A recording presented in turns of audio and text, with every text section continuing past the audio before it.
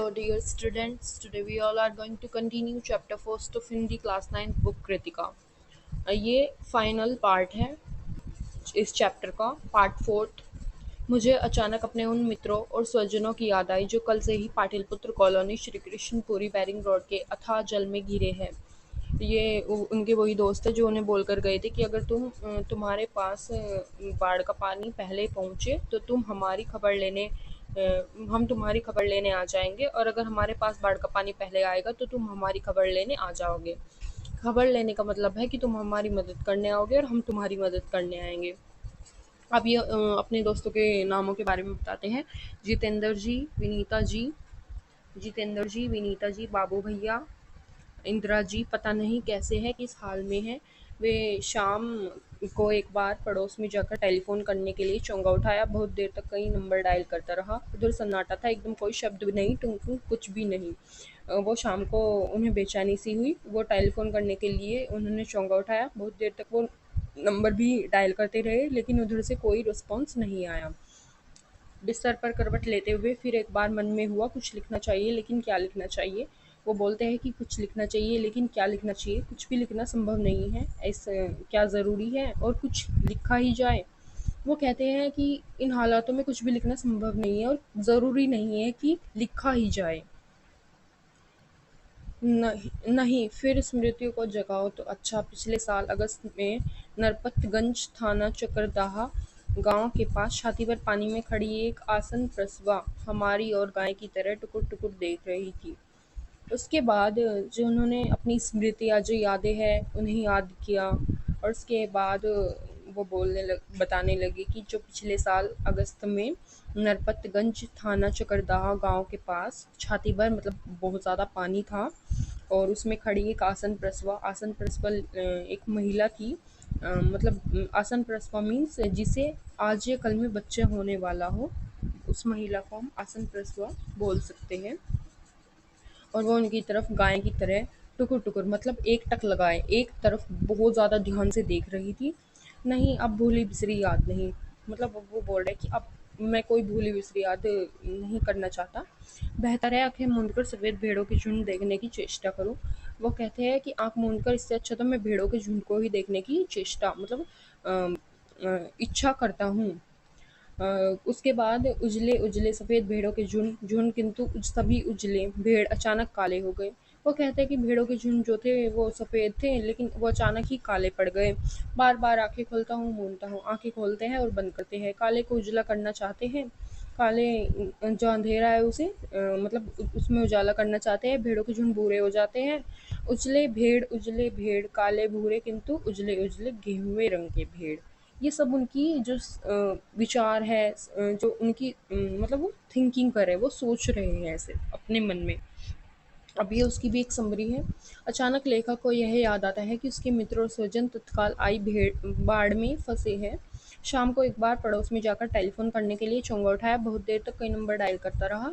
Telephone dead होने के कारण उनसे संपर्क साधना भी संभव नहीं हुई। बिस्तर पर बेचैनी से फिर एक बार मन हुआ कि कुछ लिखा ही जाए, तथा अपनी स्मृतियों में वह दृश्य दोहराया जब उसने बाढ़ के पानी में घिरी आसन प्रसवा महिला को गाय की तरह और एक टक लगाए देखा था। ओ धा ओ धागो ऐसे ऐसे घेचे जल। मतलब वहां पर लोग बोल रहे थे कि अरे पानी आ गया है।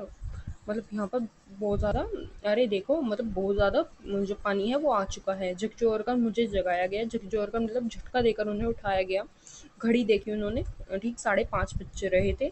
सवेरा हो चुका था। आ रहलो है पनिया पानी आ गेलो। ये उनकी भाषा में बोला गया है कि आ रहलो है मतलब आ गया है पानी।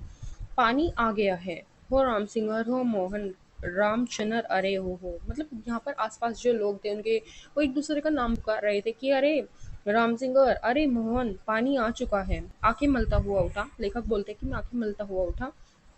पश्चिम की ओर थाने के सामने सड़क पर मोटी डॉली की शक्ल में मुंह में झाग फैन लिए पानी आ रहा था। ठीक वैसा ही जैसे शाम को कॉफी हाउस के पास देखा था।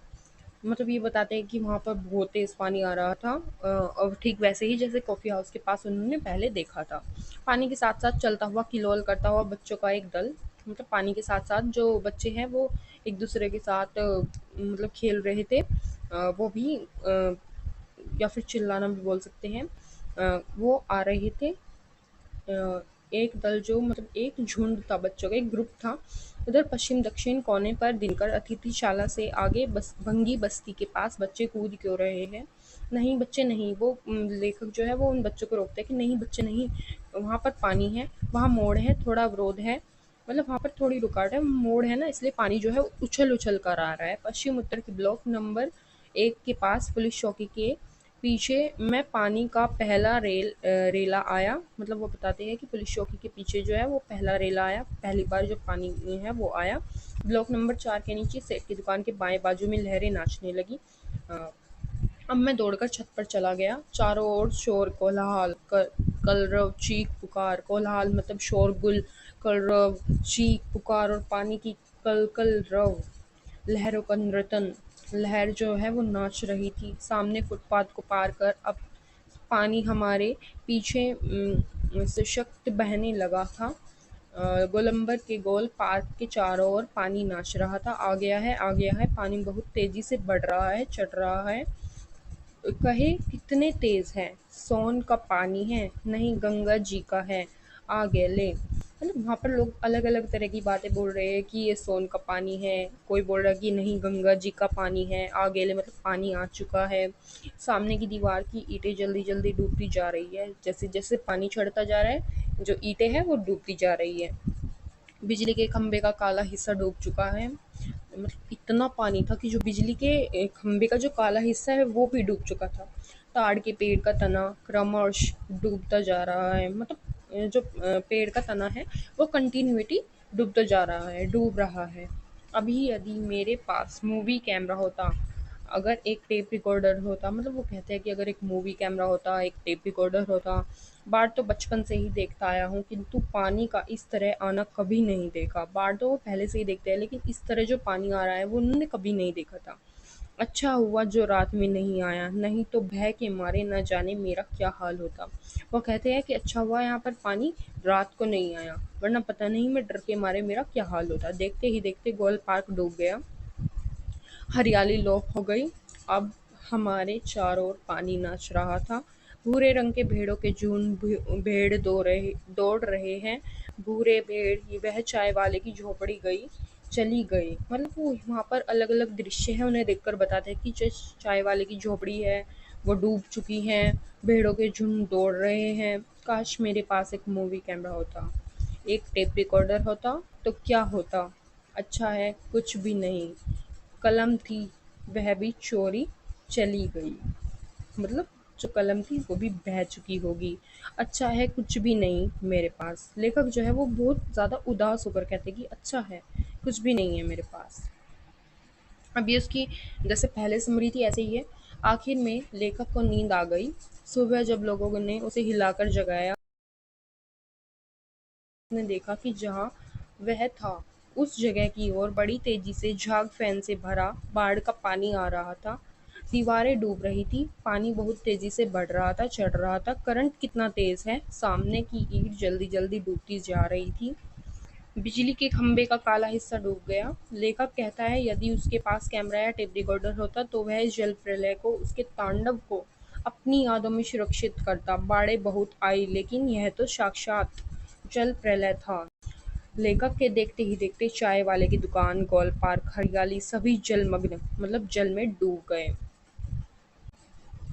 उसका कहना है कि अच्छा है इस करुणामयी दृश्य के अंकन हेतु उसके पास कुछ भी नहीं, क्योंकि उसकी कलम भी चोरी चली गई है। मतलब वो पानी में बह चुकी होगी अब तक। बाढ़ ने सब कुछ ले लिया। वह स्वयं को हतोत्साहित और उस कार्य महसूस करने लगा है। हतो हतोत्साहित मतलब बहुत ज़्यादा कमज़ोर, मतलब कुछ नहीं कर सकता, ऐसा महसूस करने लगा। Thank you for watching.